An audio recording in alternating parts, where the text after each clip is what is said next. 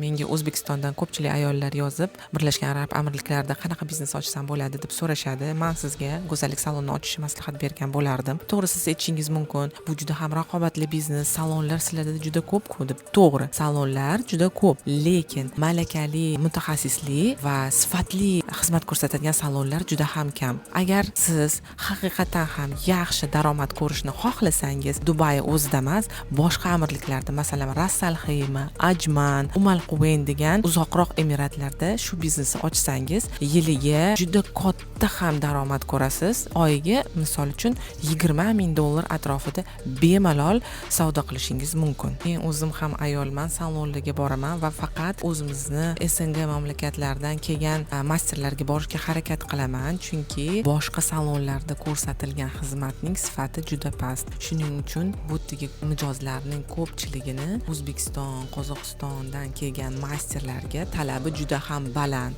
Albatta, kuchli marketing ham juda muhim. Agar sizga ham go'zallik salonining biznes modeli qiziq bo'lsa, direktga go'zallik saloni deb yozib qoldiring. Biz siz bilan bepul konsultatsiya uchun bog'lanib, buni alohida muhokama qilamiz.